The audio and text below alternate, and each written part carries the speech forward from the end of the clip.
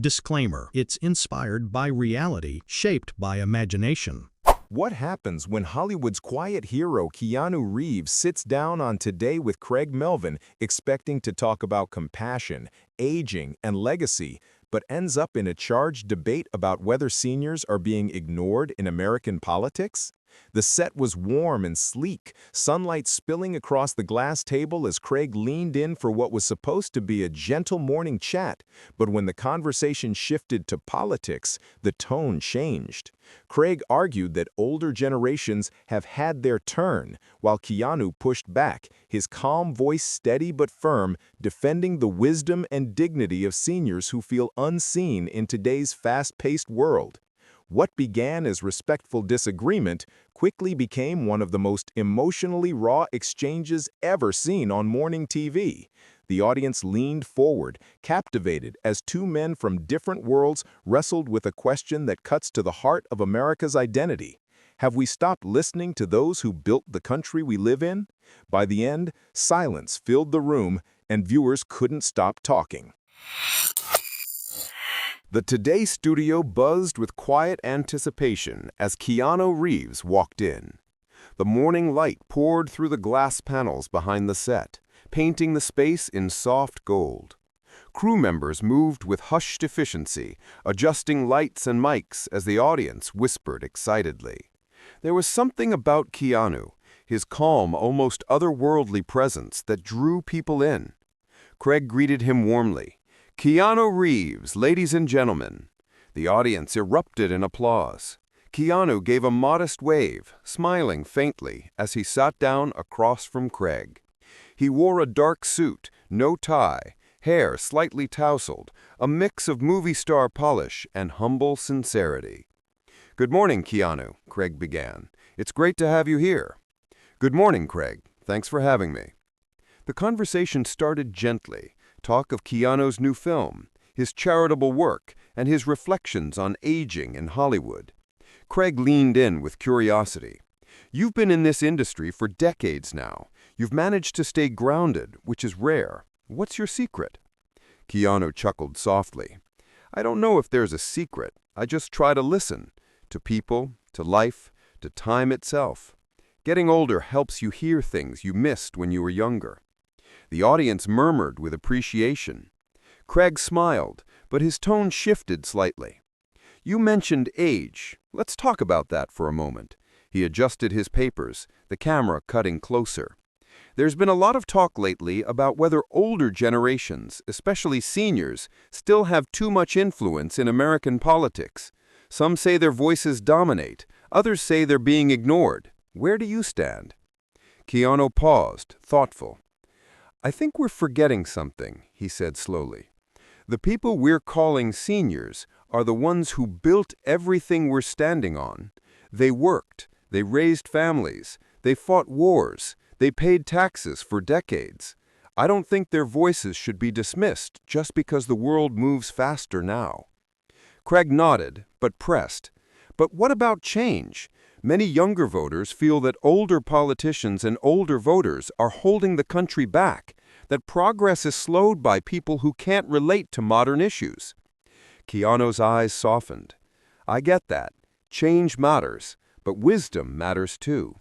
You can't build a future if you don't respect the past. We keep acting like older people are in the way, when really, they're the ones still showing up, voting, caring, trying." The audience clapped, some even cheering. Craig gave a diplomatic grin, but leaned back in his chair. "That's fair, but empathy alone doesn't solve policy issues. Don't you think there's a limit to how long one generation should guide the decisions for everyone?" Keanu sat quietly for a moment, his fingers loosely interlaced on the table. His expression was steady, reflective. "Craig," he said finally, "you don't retire from caring about your country. There shouldn't be a time limit on wisdom. If someone still has something to say, we should listen, no matter how many birthdays they've had." The audience broke into loud applause again, but this time the applause carried tension. Some viewers nodded along, others crossed their arms. Craig sensed it too. The atmosphere had shifted. He smiled tightly, glancing at the camera. "Well, we're just getting started." Keanu gave a small nod, his voice low but firm. "So am I." The audience leaned forward. What began as a polite morning interview had just turned into something much deeper. A generational standoff unfolding live on national television. The second segment opened with the audience still buzzing from Keanu's last line. Craig Melvin smiled for the cameras, but behind his eyes there was curiosity, maybe even a touch of challenge. The teleprompter rolled, but Craig went slightly off script. "So, Keanu, you said that seniors still have something valuable to say. But let me ask this, when was the last time we saw that wisdom actually move the country forward? A lot of people think politics has become stuck because older generations refuse to let go of power." Keanu exhaled through his nose, calm but intent.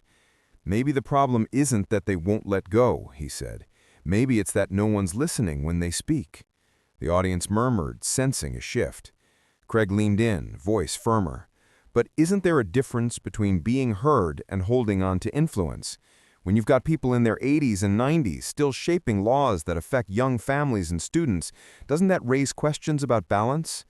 Keanu tilted his head slightly, a flicker of steel in his eyes.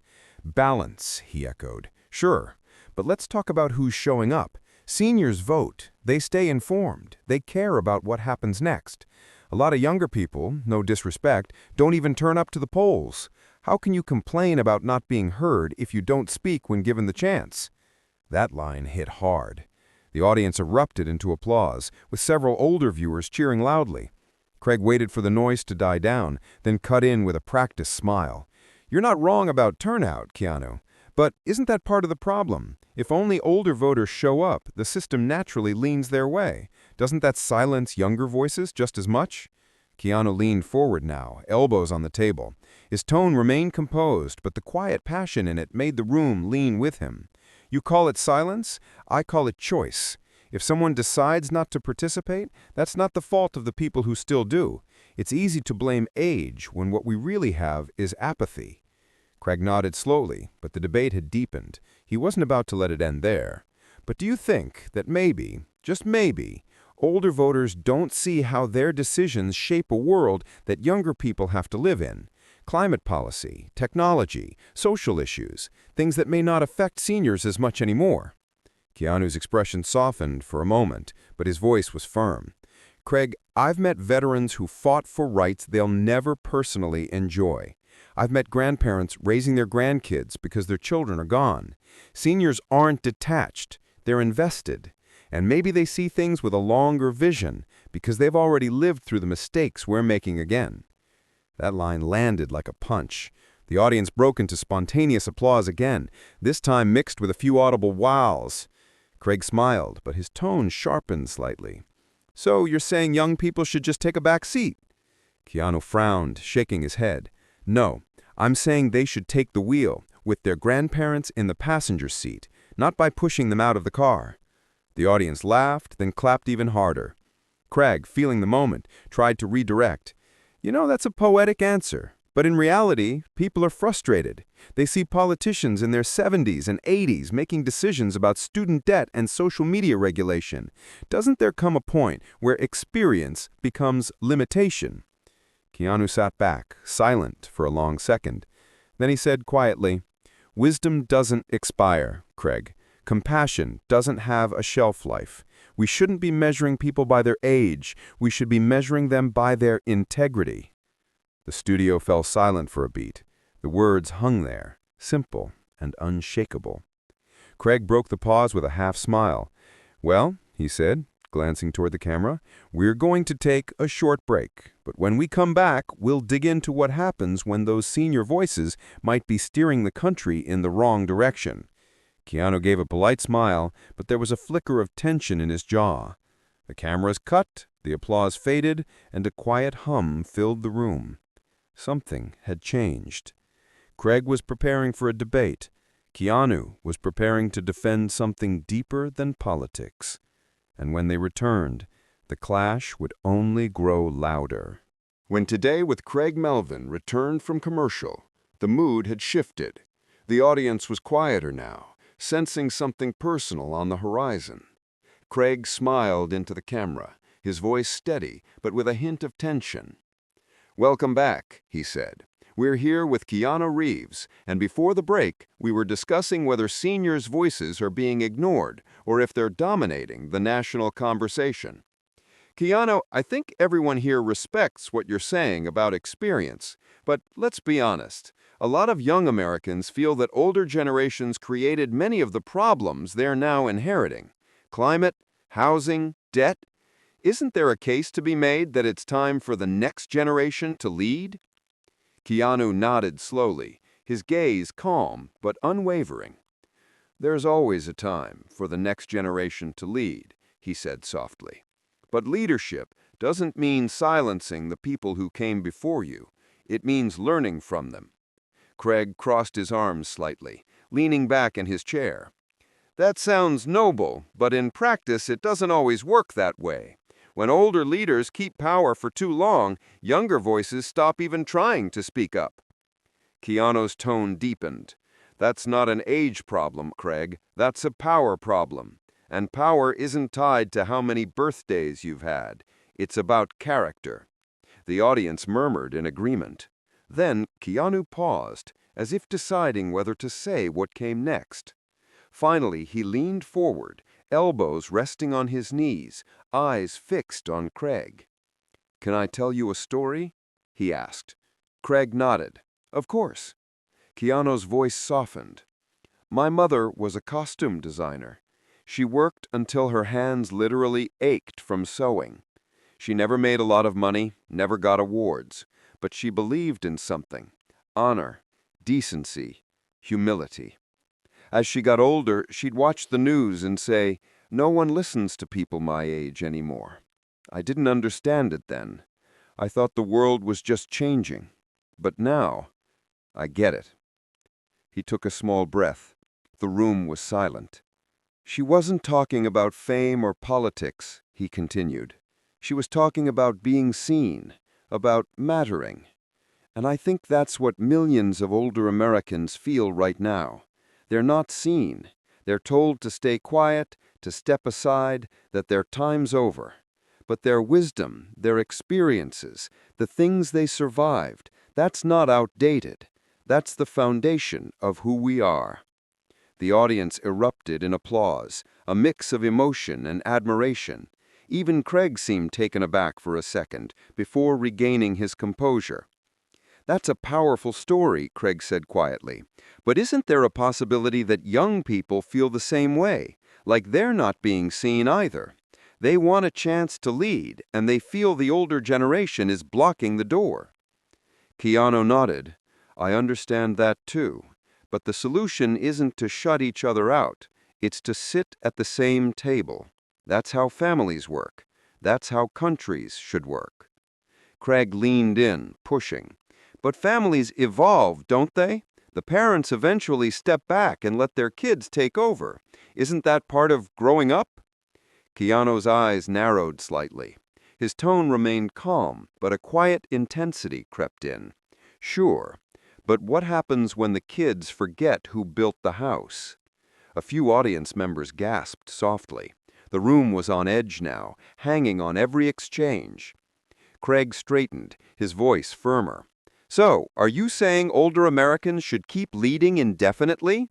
That there's no point when they should hand over the reins?" Keanu shook his head. "I'm saying they shouldn't be dismissed. There's a difference between transition and erasure." Then, for the first time, Keanu's voice wavered slightly, emotion creeping through the calm. "When my mother passed, I remember standing at her hospital bedside, holding her hand. And the nurse, a young woman, said, 'She must have had a full life.' I nodded, but what I wanted to say was, 'She still had something to give.'" The audience went utterly silent. You could hear the hum of the studio lights. Craig's face softened. "That's a very moving perspective, Keanu. But there's another side to this, too. There are people who feel seniors' voices are being used politically, economically, to maintain systems that benefit them. What would you say to that?" Keanu looked at him quietly for a long beat. "I'd say if we start treating every older person like a stereotype, we lose something much bigger than a debate. We lose our humanity."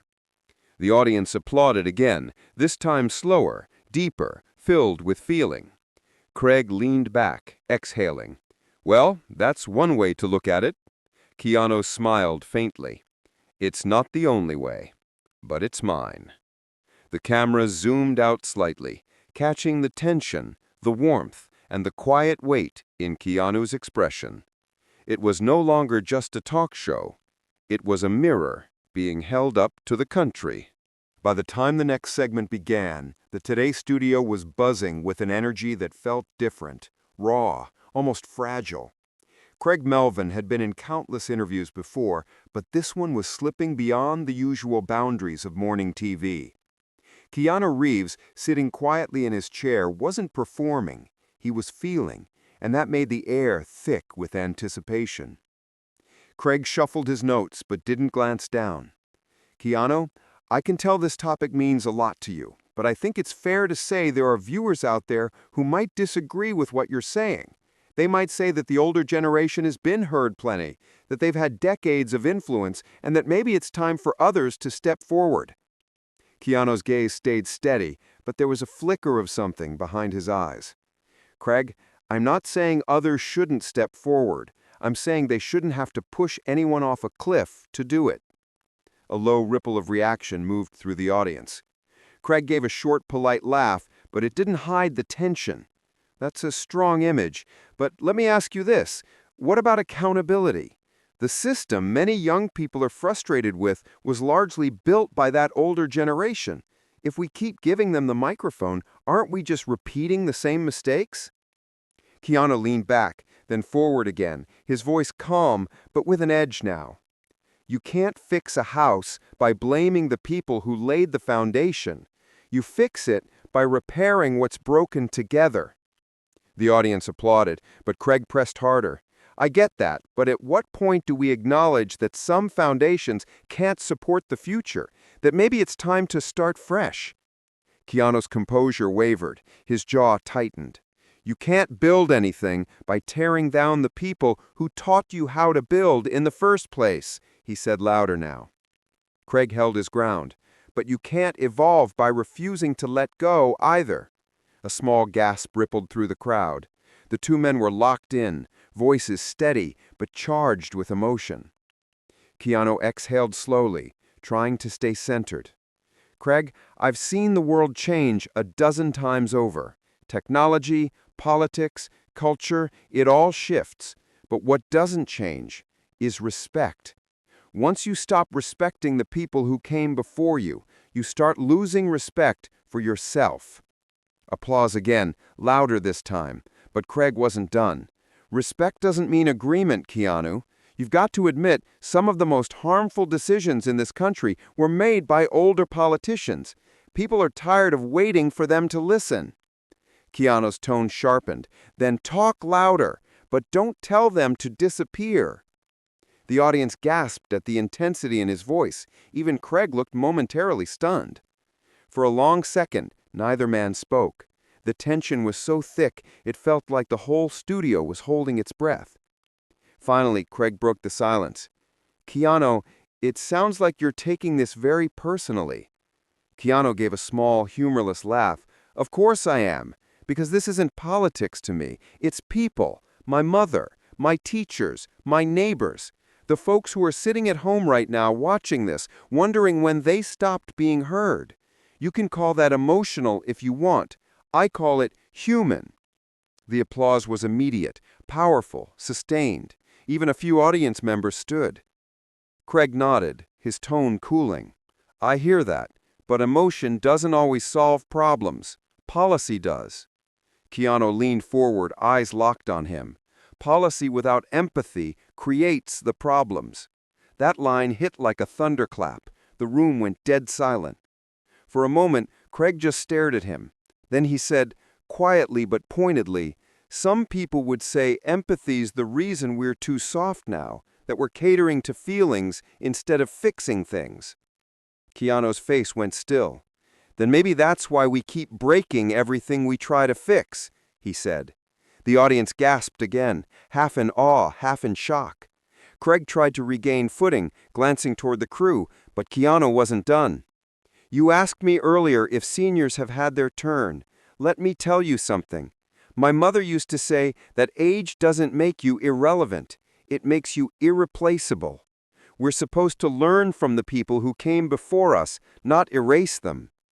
He stood fully now, taking off his mic. The studio went silent except for the rustle of the cable in his hand.